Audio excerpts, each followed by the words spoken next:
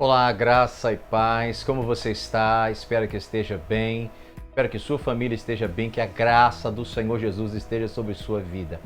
É um prazer ter você novamente com a gente, você que faz parte da nossa família, estou aqui para te ajudar, seja bem-vindo. Você que ainda não faz parte, está nos visitando hoje, seja bem-vindo também.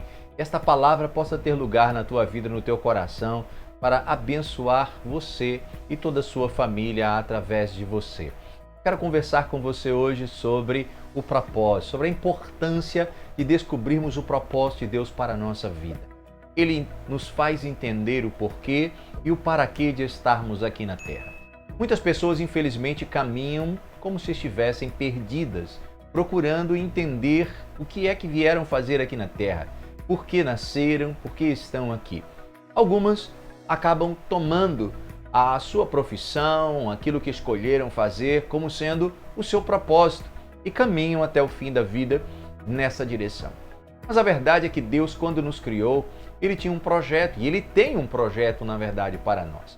E é algo que eu quero mostrar a você biblicamente, que endossa esta palavra, para que possamos conversar um pouco mais e entender como é fundamental que nós possamos descobrir o propósito de Deus para a nossa vida. Por que estamos aqui na Terra? Porque isso fará todo sentido. E aí sim, uma vida com propósito é uma vida que tem sentido, que tem uma razão, que tem um porquê e um para quê bem definidos. Eu quero ler o texto de Lucas, capítulo 1, versículos 76 e 77, que dizem assim: E você, menino, será chamado profeta do Altíssimo, pois irá diante do Senhor para lhe preparar o caminho, para dar ao seu povo conhecimento da salvação, mediante o perdão dos seus pecados. Esta palavra ela foi dirigida a João no momento em que ele nasceu pelo próprio pai Zacarias. Para que você entenda um pouco melhor, Zacarias, quando ele recebeu a revelação de que seria pai de um menino e que aquele menino, o seu filho, seria o precursor da pessoa de Jesus Cristo, do ministério do Messias aqui na terra, ele abriria caminho para o Salvador. Zacarias não acreditou naquilo. Primeiro porque ele era velho, já avançado em idades, e segundo porque a sua esposa, além de ser avançada em idades, também era estéril. Mas o Senhor, ele pode tudo. E daquele momento em diante, Zacarias, ele ficou mudo até que o menino nascesse. Quando nasceu, houve um dilema em relação ao nome, devido aos costumes da época. E o anjo tinha anunciado que o nome daquele menino seria João. Mas Zacarias, ele não poderia falar nada. No momento então que o menino nasceu, Zacarias, ele teve a sua voz restituída e olha que ele ficou sem falar durante toda a gestação. E no momento em que a voz dele voltou, ele disse que o nome do menino seria João. E, além disso, ele profetiza. Um detalhe interessante é que estas palavras que Zacarias usou, elas fazem parte da profecia de Malaquias. No capítulo 3, versículo 1, você vai encontrar estas palavras. E mais tarde na história, no final da vida de João, o próprio Jesus, quando comenta sobre João, que foi chamado o Batista, porque ele batizava nas águas, o batismo para o arrependimento, Jesus ele cita este mesmo texto de Malaquias 3, versículo 1, mostrando que João era o cumprimento daquela palavra. Mas aonde eu quero chegar com isso? Veja que Malaquias, quando escreveu este texto, esta profecia sobre aquele que viria para preparar o caminho do Messias, ele viveu 434 anos aproximadamente antes de João nascer. Que coisa extraordinária! Ou seja, Deus já havia planejado o nascimento de João. João não chegou à terra por acaso. João, ele veio para cumprir o propósito que Deus havia estabelecido. Deus escreveu uma história e trouxe João para cumpri-la. Desta forma, nós vamos entender que há um propósito para cada um de nós. A história, a nosso respeito, o propósito nasceu primeiro do que nós. E, baseado naquilo que Deus ele gerou em seu coração, nós fomos criados para cumprir. Ou seja, cada um de nós tem um porquê e um para quê determinado por Deus. Mas, infelizmente, a cultura que nós vivemos nessa terra, neste mundo, ela acaba tirando de nós a visão da importância deste propósito. E as pessoas, como eu disse anteriormente, acabam, em alguns momentos, agregando o seu propósito àquilo que ela cumpre na sua vida profissional, no seu dia a dia, na sua vida secular. Todo o propósito, e eu quero lançar essa primeira chave para você segurar, ele está alinhado com o coração de Deus.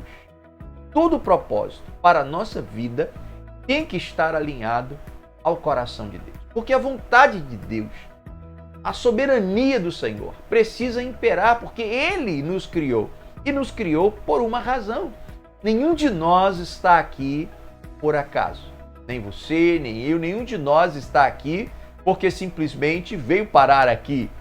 Nós não somos obra do acaso. Um detalhe importante aqui, independente do lugar ou da família onde nascemos, como fomos gerados, em que circunstância isto aconteceu, se foi de uma maneira programada, preparada, com a presença do pai e da mãe, ou se não foi assim, se há um trauma, se há por trás do seu nascimento toda uma série de situações ou de circunstâncias que não foram felizes, independente disso, você pode mudar esta realidade. Os impactos que tudo isso causou sobre sua vida, eles podem ser modificados, porque eu tenho certeza que no momento em que você entender o que Deus quer com você, ou por que Deus gerou você, automaticamente as coisas começam a se alinhar.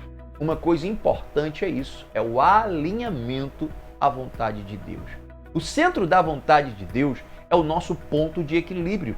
E buscar este centro da vontade de Deus, ou estar neste centro da vontade de Deus, é algo que muitas pessoas não fazem. Primeiro, porque não são direcionadas, não são despertadas para isso. Em segundo lugar, muitas não sabem nem como fazer e acabam não sendo orientadas como fazer. Como buscar, então, estar no centro da vontade de Deus? Como entender esta dinâmica? Primeiro, nós temos que orar e buscar em Deus, sentir a partir do Espírito Santo o que Deus tem preparado para nós. Deus revela através das Escrituras, Deus revela através da própria palavra dele, da manifestação do Espírito Santo. Em segundo, busque entender quais são as suas inclinações, suas aptidões, tudo que Deus colocou dentro de você. Vou lhe dar um outro exemplo. Neemias estava servindo como copeiro quando o povo de Israel foi liberto do cativeiro babilônico. Eles estavam voltando para uma Jerusalém arruinada. E Neemias, ele sentiu no seu coração que deveria fazer alguma coisa, porque a tristeza dominou o coração dele, e naquele momento ele viu que ele não poderia ficar no lugar onde ele estava, vivendo confortavelmente, apesar de ser copeiro, mas era um homem de grande responsabilidade na corte do rei Artaxerxes. Mas ele, naquele lugar, ele sentiu que havia algo mais para que ele fizesse. E Deus o levantou para ser o restaurador daquela cidade, dos muros, das ruínas que estavam dentro da cidade, para que o povo pudesse habitar naquele lugar, tendo qualidade de vida e vendo a mão de Deus sobre a vida deles. Então entenda, naquele primeiro momento, Neemias era um cativo e estava servindo como copeiro, mas no segundo momento ele foi despertado para aquilo que Deus o chamou, o criou para ser e fazer. Temos vários outros exemplos na Bíblia, como o próprio Moisés, que foi um homem que foi parar dentro do Egito, ali ele viveu, mas ele não nasceu para outro propósito, senão para ser o libertador do povo que estava cativo no Egito. Ou seja, dentro de nós existe um propósito e algo que com certeza vai nos levar a marcar esta geração. A vida de alguém, uma família, de alguma maneira nós seremos um instrumento para manifestar a glória de Deus. E quando nós entendemos isso, podemos usar, aí sim, a nossa profissão, podemos usar as aptidões que temos nessa direção para que as pessoas sejam transformadas, impactadas, porque todo o propósito vai convergir para um único lugar, para uma única direção, para a glória de Deus. Então, nesse momento em que você está ouvindo esta palavra, está na hora de você tomar decisões importantes, porque talvez você esteja perdido na visão deste mundo, na cultura terrena, que só nos traz ambição, desejos por coisas que são supérfluas, algumas delas que têm levado pessoas à queda e à decadência. A ambição está crescendo, o materialismo tomando o coração das pessoas e até mesmo daqueles que, conhecendo Deus, deveriam estar inclinados para aquilo que é vindo dos céus para a terra. Então, nesse momento, pare e pense. Você está vivendo o seu propósito? Você está no centro da vontade de Deus para a sua vida? Ou você está como alguém perdido, sem rumo e sem direção, procurando se encontrar? Não pense que o seu sucesso intelectual estabelece o seu propósito, porque não tem nada a ver. Deus pegou homens tão simples como Pedro, que era um pescador sem muita cultura, e o elevou a um nível extraordinário para que ele se transformasse no líder do maior projeto de Jesus Cristo aqui na terra, que é a igreja. Então, o Senhor trabalhará os nossos talentos, as nossas aptidões. Isso não significa que nós não devemos buscar conhecimento, que não devemos nos preparar, mas não devemos tomar isso como sendo a direção para o nosso propósito. Alinhe-se à vontade de Deus, busque no Senhor. Converse com alguém que possa lhe orientar, caso não tenha ficado claro para você. E se precisar de ajuda, entre em contato comigo, porque eu quero poder abençoar e alinhar você com o propósito de Deus para que a tua vida passe a ter sentido. Entenda uma coisa: há um propósito, e o propósito é maior do que o seu. O propósito é maior do que eu e do que você, porque ele veio primeiro. Nós viemos para cumprir este propósito.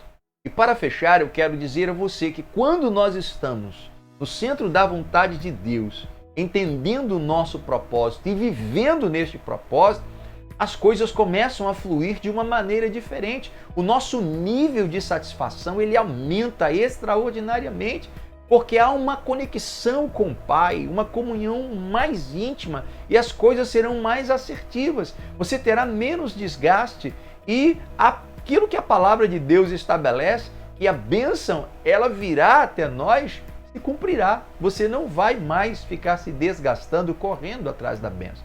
Ela te seguirá. E assim então você entenderá que é muito melhor viver dentro do propósito de Deus do que de acordo com os nossos planos e projetos, por mais que eles pareçam serem melhores. Muito bem, guarde esta palavra. Se ela abençoou a sua vida, curta então, compartilhe, inscreva-se no canal. Olha, ative o sininho para que quando houver um vídeo sendo publicado, você possa receber as notificações e nos ajude abençoando outras pessoas. Coloque esse link nas suas redes sociais e assim você estará ajudando pessoas que não sabem o seu propósito, que não conhecem, não têm ainda uma direção, um direcionamento e estão vivendo praticamente no acaso, possam ser alinhadas para a glória de Deus. Que o Senhor te abençoe e te guarde e a tua vida seja próspera e abundante em Cristo. Amém.